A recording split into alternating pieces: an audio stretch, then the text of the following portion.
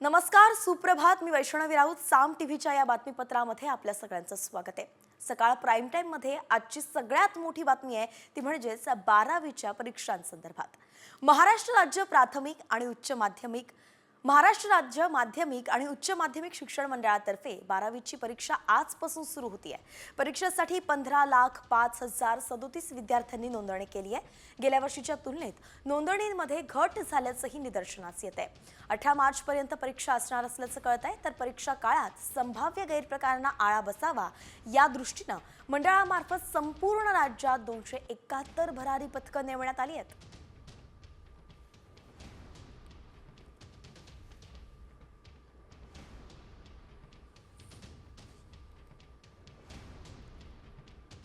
खरं तर कालच मुख्यमंत्री देवेंद्र फडणवीसांनी 12वीच्या विद्यार्थ्यांशी संवाद साधत त्यांना सूचना दिल्या, काही टिप्स दिल्या.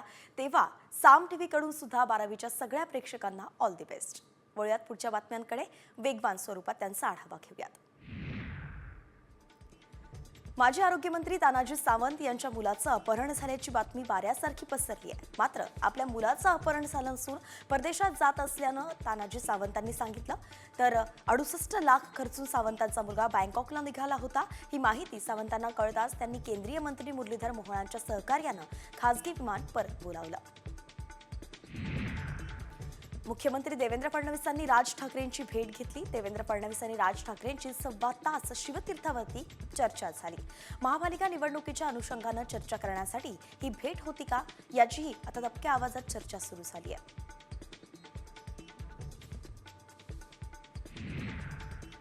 मुख्यमंत्री देवेंद्र फडणवीस आणि राज ठाकरेंच्या भेटीची इनसाइड स्टोरी सामच्या हाती लागली आहे. राज ठाकरेंचे पुत्र अमित ठाकरे हे राज्यपाल नियुक्त आमदार होणार का अशी चर्चा आता सुरू झाली आहे. कारण भाजपच्या कोट्यातून अमित ठाकरे आमदार होतील अशी माहिती सूत्रांनी दिली आहे. राज ठाकरेंकडे आमदार खासदार नाही तरी भेट होते. आमच्याकडे याचा काही परिणाम होणार नाही अशी प्रतिक्रिया सामाजिक न्याय मंत्री आणि शिंदे सेनेचे नेते संजय शिरसाटांनी म्हटलंय. वेगळा पक्ष काढायला मी वेडी आहे का? मी नवीन पक्ष काढेन असं स्पष्टीकरण पंकजा मुंडेंनी दिलंय.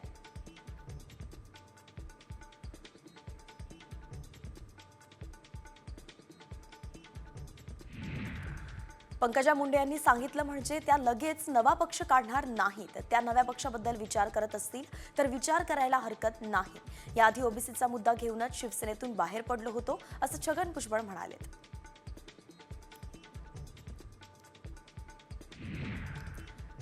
राज्य आपत्ती व्यवस्थापन समितीतून एकनाथ शिंदेंना वगळण्यात आलेलं आहे. तर दुसरीकडे या नव्या समितीत उपमुख्यमंत्री आणि अर्थमंत्री अजित पवारांना स्थान देण्यात आलंय. त्याचबरोबर महसूल, मदत आणि पुनर्वसन, आपत्ती व्यवस्थापन तसंच आरोग्य मंत्र्यांचाही या समितीत समावेश आहे.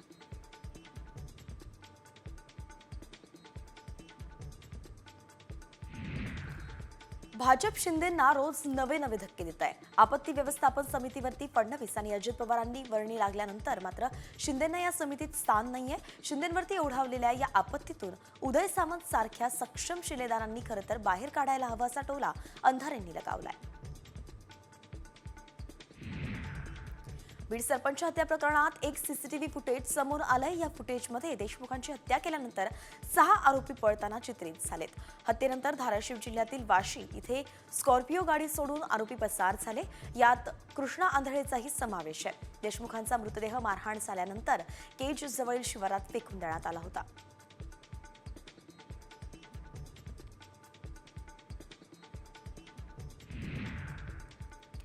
परभणीतील सोमनाथ सूर्यवंशी मृत्यू प्रकरणी पोलिसांवरती गुन्हे दाखल करा हा आग्रह नको. काही गोष्टीत मोठ्या मनानं माफ करावं असं वक्तव्य भाजप आमदार सुरेश धस यांनी केलं होतं. यावेळी धस यांनी केलेल्या वक्तव्याचा व्हिडिओ जितेंद्र आव्हाड यांनी शेअर केला. तसंच आव्हाड यांनी यावरून धस यांना सवाल केलाय. वाल्मिक कराडलाही माफ करणार का असा सवाल आव्हाडांनी केलाय.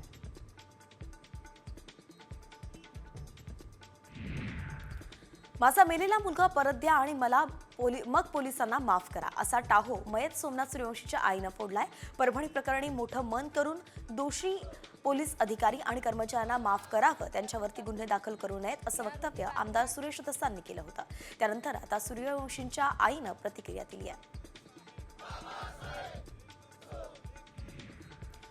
भाजप आमदार सुरेश धस यांच्यावरती तात्काळ अॅट्रॉसिटी गुन्हा दाखल करावा अशी मागणी भीम आर्मीचे राष्ट्रीय महासचिव अशोक कांबळेंनी केली आहे. सोमनाथ सूर्यवंशींची हत्या करणाऱ्या पोलिसांना माफ करा, त्यांना संधी द्या असं वक्तव्य धसांनी केलं होतं. त्याचा भीम आर्मीनं तीव्र निषेध केलाय. छत्रपती शिवाजी महाराज आणि डॉक्टर बाबासाहेब आंबेडकरांच्या विषयी वादग्रस्त वक्तव्य करणाऱ्या राहुल सोलापूरकरांच्या विरोधात पोलीस ठाण्यामध्ये तक्रार दाखल करण्यात आली आहे. संभाजी ब्रिगेडनं पुण्यातील पर्वती पोलीस ठाण्यात तक्रार दाखल केली असून सोलापूरकरांना तात्काळ अटक करण्याची मागणी तक्रारीत करण्यात आली आहे. नवीन सरकार आल्यापासून छत्रपती शिवाजी महाराज डॉक्टर बाबासाहेब आंबेडकर यांच्यावरती शाब्दिक हल्ले करण्याचा प्रयत्न होत असल्याचा हल्लाबोल आव्हाडांनी सरकारवरती केलाय. कोण तो बिनलायकीचा सोलापूरकर काहीही बोलतोय, सध्या पुण्यात संरक्षण घेऊन फिरतोय, त्याचं संरक्षण निघाल्यावरती त्याला लोक उत्तर देतील असा इशारा आव्हाडांनी दिला. अभिनेते राहुल सोलापूरकरांवरती मंत्री राधाकृष्ण विखे पाटील यांनी जोरदार टीका केली आहे. राहुल सोलापूरकरांवरती राज्य सरकारनं अजामीनपात्र गुन्हा दाखल केला पाहिजे, त्याशिवाय ते लोक शुद्धीवरती येणार नाहीत असा घणाघात विखेंनी केलाय. मुक्ताफळं धुवून स्वतःची लोकप्रियता वाढवणं हा काही लोकांचा धंदा झाल्याची टीकाही विखेंनी केली आहे. मुद्दाम महाराष्ट्र अशांत करण्याचा प्रयत्न सुरू आहे का हे बघितलं पाहिजे असा संशय शिवेंद्रराजे भोसलेंनी व्यक्त केलाय. सरकारनं एकदा कायद्याचा दणका दिला पाहिजे असंही ते म्हणाले आहेत. सोलापूरकर वादग्रस्त वक्तव्य प्रकरणी शिवेंद्रराजेंनी ही प्रतिक्रिया दिली आहे. नवी मुंबईतील खारघरच्या ओवे गावात उरुसमधील 2 गटात तुफान हाणामारी झाली.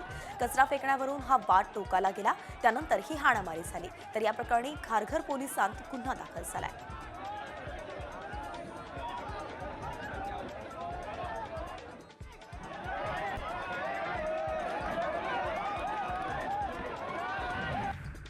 हिंगोलीतील वसमतमध्ये 2 गटात मोठा राडा झाला. गाडीला कट मारल्याच्या रागातून 2 गट एकमेकांना भिडले. यात काही तरुण जखमी झाल्याची माहिती आहे आणि याच प्रकरणी पोलीस अधिकचा तपासही करतायत.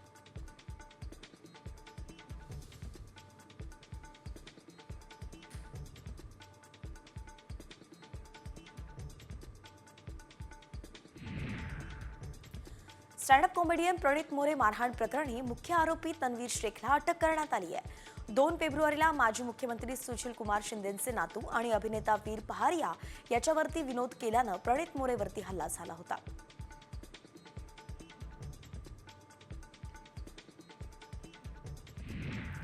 सावित्रीबाई फुले पुणे विद्यापीठामध्ये उंदरांचा सुळसुळाट झाल्याचा आरोप विद्यार्थ्यांनी केलाय.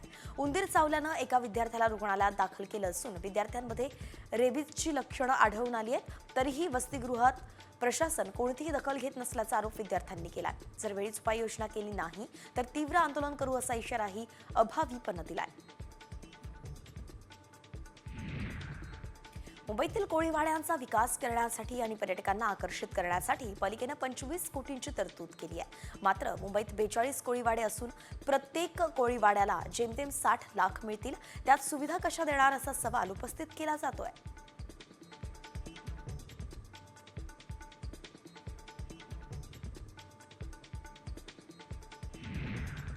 रायगडमध्ये थंडावलेल्या जमीन खरेदी विक्रीच्या व्यवहाराने पुन्हा आता उसळी घेतलेली आहे. 9 महिन्यांमध्ये जमिनीच्या खरेदी विक्री व्यवहारानं 2,737 कोटी रुपयांचा महसूल जमा केलाय. नवी मुंबई प्रकल्पांमुळे रस्त्यांचं जाळं अधिक सक्षम झालंय. तसंच अटल सेतूमुळे मुंबई आणि रायगडचं अंतर कमी झाल्यानं जमिनीच्या खरेदी विक्रीला वेग आलाय.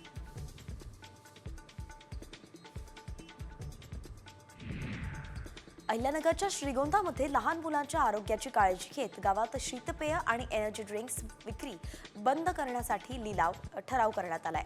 या ठरावाला पाठिंबा देत ग्रामस्थांनीही अंमलबजावणी सुरू केली आहे. तसंच इतर गावांनी सुद्धा असा निर्णय घेण्याची मागणी करण्यात आली आहे.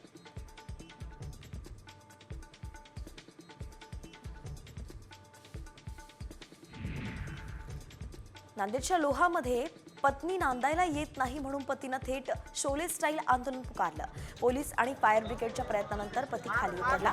काही दिवसांपासून सारसवाडीमध्ये असलेल्या पत्नीला घेण्यासाठी पती सासरवाडीमध्ये आला. मात्र पत्नीनं सोबत जाण्यास नकार दिला. त्यानंतर रुसलेला पती चक्क मोबाईल टॉवरवरती जाऊन बसला होता.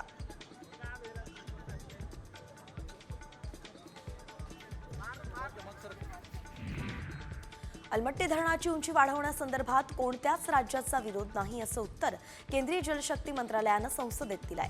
खासदार विशाल पाटील यांनी अलमट्टी धरणाची उंची वाढवली जाऊ नये अशी मागणी लोकसभेत केली होती. त्याला केंद्रीय जलशक्ती मंत्री CR पाटील यांनी लेखी उत्तर दिलंय, ज्यात अलमट्टी धरणाची उंची वाढवण्यास जललवादानं मान्यता दिली आहे.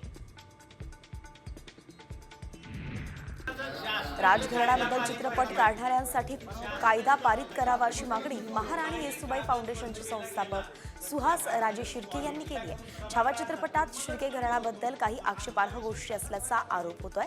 त्यामुळे प्रदर्शनाआधी चित्रपट राजघराण्यातील लोकांना दाखवण्याची मागणी राजे शिर्के यांनी केली आहे.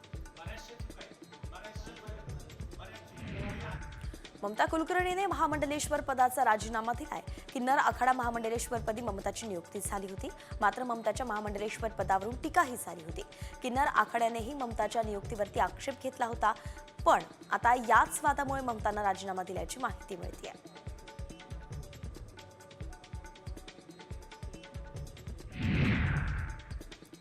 जागा उपलब्ध करून देण्याच्या मागणीसाठी यवतमाळच्या भाजी आणि फळ विक्रेत्यांनी नगरपालिकेवरती धडक दिलेली आहे. संत गाडगे बाबांच्या पुतळ्यासमोर भाजीपाल्याची माळ अर्पण करून अनोखं आंदोलन करण्यात आलं.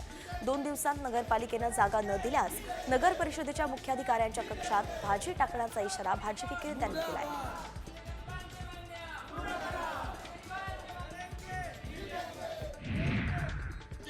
नवी मुंबईतील मनपाच्या कंत्राटी कामगारांनी आंदोलन अखेर मागे घेतलं. मनपा आयुक्त कैलास शिंदे यांच्यासोबत झालेल्या बैठकीनंतर आंदोलन स्थगित करण्याचा निर्णय घेतला. समितीचा अहवाल मान्य करत मनपा आयुक्तांनी कामगारांना लेखी आश्वासन दिलं.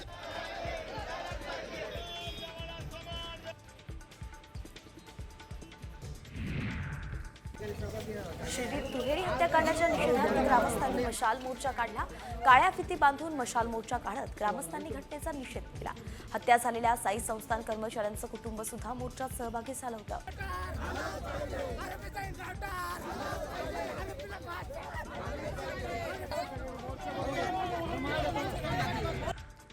धाराशिवच्या कचरा डेपोतील सततचा धूर आणि दुर्गंधीमुळे नागरिकांचं आरोग्य धोक्यात आलंय. त्यामुळे नगर परिषदेनं कचरा डेपो शहराबाहेर हलवावा या मागणीसाठी नागरिकांनी रस्ता रोको आंदोलन केलं. दरम्यान याबाबत तातडीनं निर्णय घ्यावा, अन्यथा तीव्र आंदोलन करू असा इशारा नागरिकांनी दिलाय.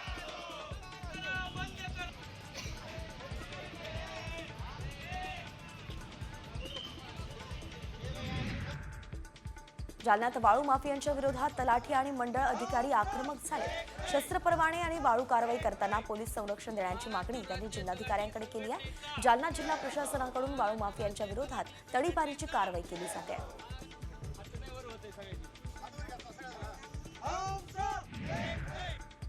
नंदुरबार कार्यकारी अभियंता कार्यालयासमोर वीज वितरण कंपनीच्या कर्मचाऱ्यांनी निदर्शनं केली.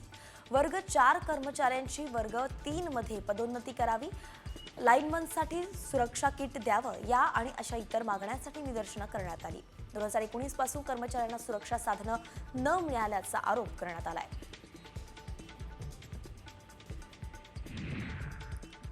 स्मार्ट प्रीपेड मीटर जोडणीच्या निषेधार्थ वीज ग्राहक संघर्ष समिती आणि महाविकास आघाडीने महावितरण कार्यालयावरती धडक मोर्चा काढला. अदानींच्या पैशांवरती निवडणूक जिंकली, त्याची परतफेड म्हणून लोकांच्या खिशातून हे पैसे वसूल करण्यासाठीच अदानीचं स्मार्ट प्रीपेड मीटर बसवण्याचा घाट सरकारनं घेतलाय असा आरोप माजी आमदार वैभव नाईक यांनी केलाय.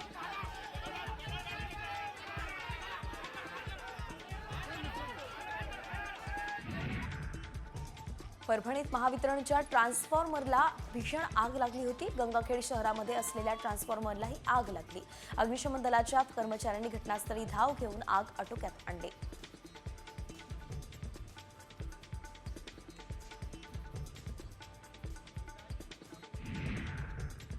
भिवंडीच्या सोनाळे गावात भंगाराच्या गोदामाला भीषण आग लागली. या गोदामात मोठ्या प्रमाणात लाकडी साहित्य आणि प्लास्टिक वस्तू ठेवल्या होत्या. आगीत संपूर्ण गोदाम आणि शेजारी उभा टेम्पो सुद्धा जळून खाक झाला. अग्निशमन दलानं आग विझवली असून आगीचं कारण कळू शकलेलं नाही.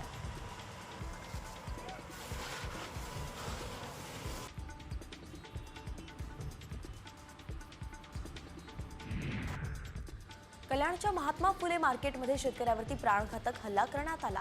हल्ल्याचा थरार सीसीटीव्हीमध्ये कैद झाला। या प्रकरणी पोलिसांनी तात्काळ तपास करत हल्लेखोराला अटक केली आहे। हल्लेखोर हा शेतकऱ्याचा सख्खा भाऊ असून वडिलोपार्जित संपत्तीत हिस्सा देत नसल्यानं कोयत्यानं हल्ला केल्याची माहिती पोलिसांनी दिली आहे।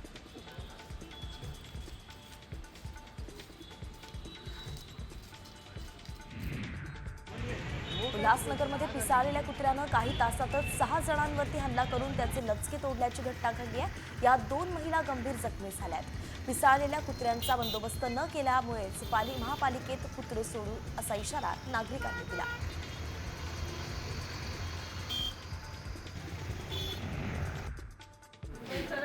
नात्यात असलेल्या मुलीवरती तरुणाचे प्रेम जडलं आणि या प्रेमात ठिणगी पडली आणि यातून तरुणीवरती जिद्दीनं हल्ला करण्यात आल्याची घटना नाशिकमध्ये घडली।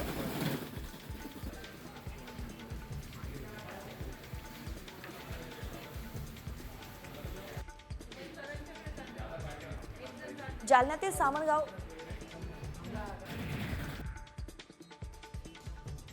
महाराष्ट्र शासनाचा भरधाव जीपनं स्कूटीला धडक दिल्यानं स्कूटी चालक जागीच ठार झालाय तर एक महिला गंभीर जखमी झाली आहे।